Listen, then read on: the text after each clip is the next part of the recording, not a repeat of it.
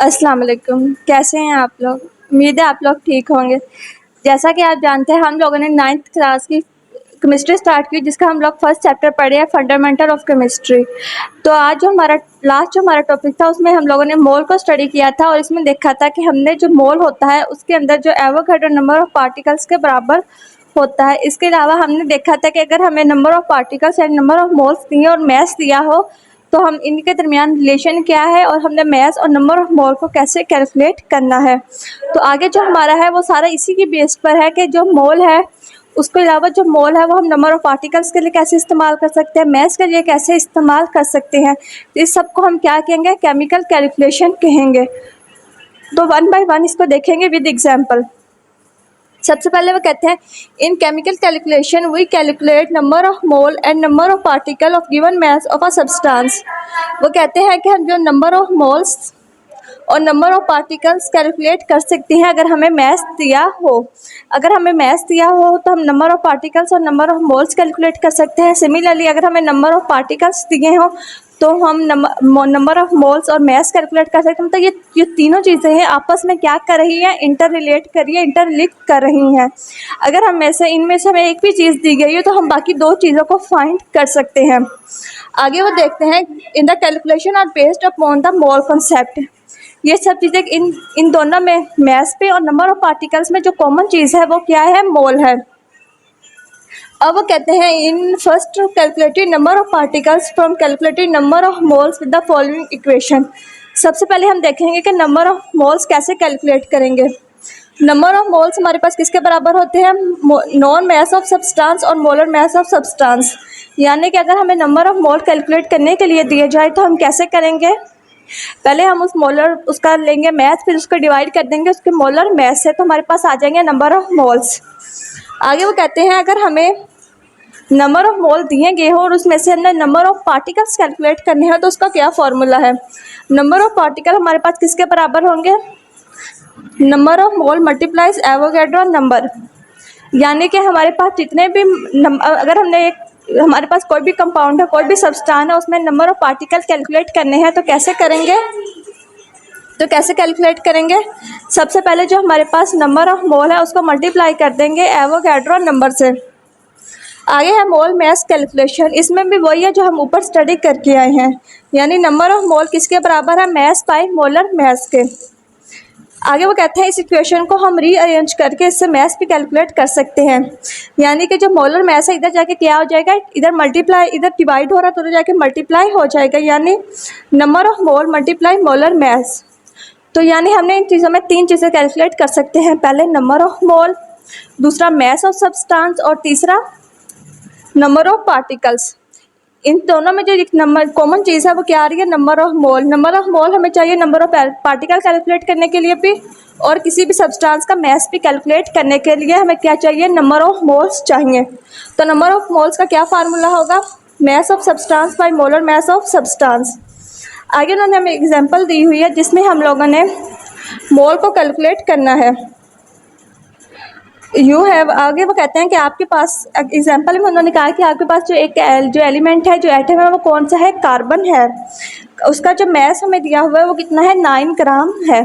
तो हमने क्या कैलकुलेट करना है, नंबर ऑफ मोल्स। तो नंबर ऑफ मोल्स का ये वाला फॉर्मूला लगेगा, mass by molar mass, mass of substance divided by molar mass. Mass उन्होंने हमें दिया हुआ है 9 ग्राम, इसको डिवाइड कर देंगे मोलर मैस से तो क्या आ जाएगा, 9/12 इज इक्वल टू 0.75 मोल।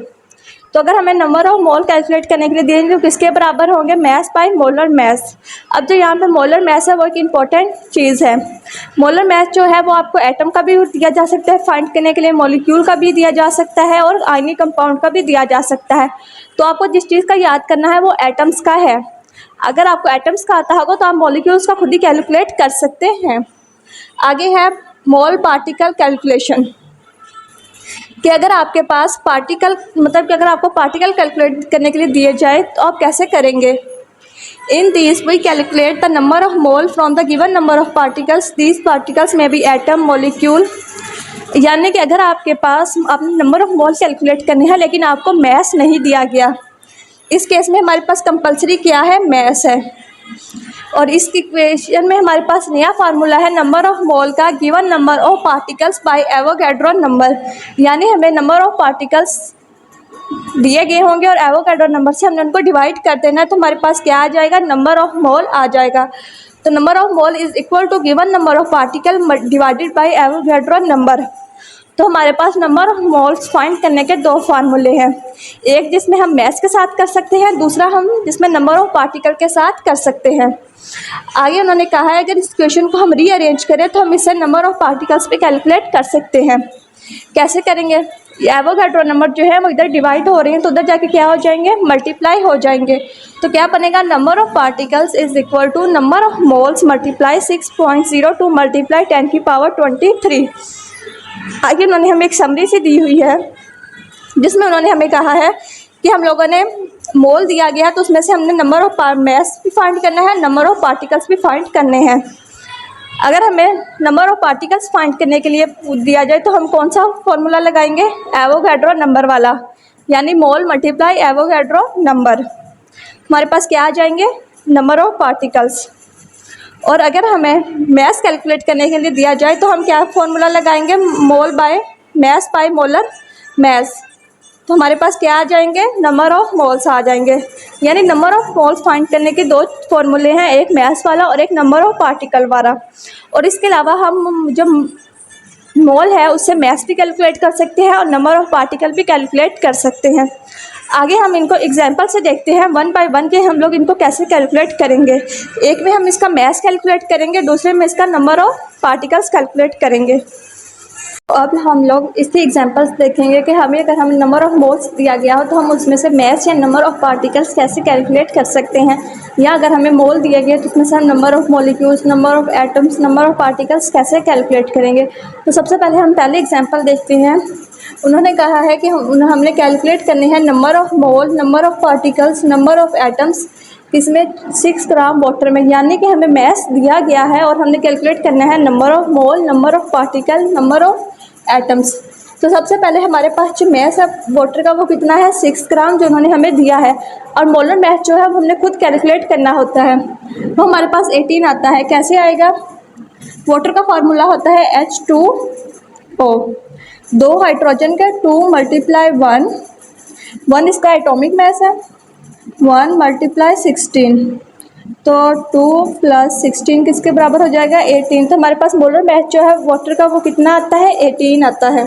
तो हमने फाइंड करने हैं पहले number of mole. Number of मोल किसके बराबर होते हैं, mess of substance by molar mess of substance. तो मैस उन्होंने हमें दिया गया है कितना है, 6 ग्राम, तो 6 इधर आ जाएगा और मोलर मैस हमने खुद कैलकुलेट किया है कितना आया है, 18। तो 18 इधर लेते हैं, इसको डिवाइड कर देंगे 66 को बाई 18 से, तो क्या आएगा 0.33 मोल। आगे हमारे पास है नंबर ऑफ पार्टिकल्स। तो हम नंबर ऑफ पार्टिकल्स भी फाइंड कर सकते हैं अगर हमें नंबर ऑफ मोल्स पता हो। तो नंबर ऑफ मोल्स हमने अभी अभी कैलकुलेट किए हैं। तो नंबर ऑफ मॉलिक्यूल्स या नंबर ऑफ पार्टिकल्स हमारे पास किसके बराबर होंगे, number of moles multiply Avogadro number. तो नंबर ऑफ मोल हमारे पास कितने आए हैं, 0.33, और एवोगैड्रो नंबर हमारे पास आता है 6.02 मल्टीप्लाई 10 की पावर 23। तो इन दोनों को जब मल्टीप्लाई करेंगे तो हमारे पास आंसर आ जाएगा नंबर ऑफ मॉलिक्यूल्स का। तो वो क्या है, 1.98 मल्टीप्लाई 10 की पावर 23 मॉलिक्यूल्स, यानी पार्टिकल्स आए हैं। अब हमने उन जो हमारे पास नंबर ऑफ मॉलिक्यूल्स या नंबर ऑफ पार्टिकल्स आए उसमें से हमने नंबर ऑफ एटम्स भी फाइंड करने हैं। तो हम कैसे करेंगे, पहले हम देखेंगे कि वाटर के मॉलिक्यूल के अंदर एटम्स की तादाद कितनी है, यानी नंबर कितना है। तो वाटर का फॉर्मूला क्या है, H2O, 2 हाइड्रोजन के और 1 ऑक्सीजन का। तो हमारे पास टोटल नंबर ऑफ एटम्स कितने हैं, 3। तो हम क्या करेंगे, जो हमारे पास ये नंबर ऑफ एटम्स है इसको मल्टीप्लाई कर देंगे नंबर ऑफ मॉलिक्यूल्स के साथ। तो हमारे पास जो आंसर आएगा वो क्या होगा, नंबर ऑफ एटम्स होगा। क्यों एटम्स होगा, क्योंकि जो मॉलिक्यूल्स है वो हमें पता है कम्बिनेशन से बनते हैं किसके, एटम के। तो अगर हम एटम की तादाद को नंबर ऑफ मॉलिक्यूल से मल्टीप्लाई करेंगे तो हमारे पास क्या आएगा, नंबर ऑफ एटम्स आ जाएंगे। तो हम कर देंगे 3 मल्टीप्लाई 1.98 मल्टीप्लाई 10 की पावर 23। तो हमारे पास आंसर क्या है, 5.94 मल्टीप्लाई 10 की पावर 23।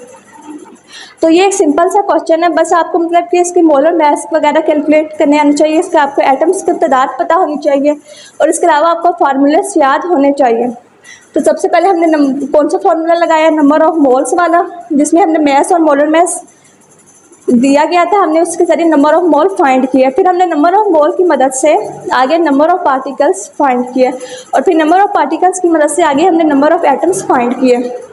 आगे जो हमारे पास नेक्स्ट एग्जांपल है वो उन्होंने कहा कि हमारे पास जो उन्होंने हमें नंबर ऑफ पार्टिकल्स यानी नंबर ऑफ एटम्स दिए गए हैं, नंबर ऑफ मॉलिक्यूल्स कितने हैं 3.01 मल्टीप्लाई 10 की पावर 23, और हमारे पास जो सब्सटेंस है वो कौन सी है, carbon dioxide present in a container. इसमें हमने इसके फाइंड करने हैं नंबर ऑफ मोल और मैस। तो पहले हम नंबर ऑफ मोल फाइंड करेंगे। नंबर ऑफ मोल हम किसकी मदद से फाइंड करेंगे, इस फॉर्मूले के ज़रिए, यानी हमारे पास नंबर ऑफ पार्टिकल्स हैं यानी नंबर ऑफ मॉलिक्यूल्स हैं। तो number of moles is equal to number of molecules multiply 6.02 multiply 10 की पावर 23। इन दोनों को जब हमने डिवाइड किया तो हमारे पास आंसर क्या आया, 0.5 मोल आ गया। तो ये हमारे पास क्या आए हैं, नंबर ऑफ मोल्स आए हैं जो हमने नंबर ऑफ पार्टिकल्स की हेल्प से फाइंड किए हैं। आगे हमने नंबर ऑफ मोल्स की मदद से मैस को कैलकुलेट करना है। तो हम कैसे कैलकुलेट करेंगे, mass of substance is equal to number of mole by molar mess.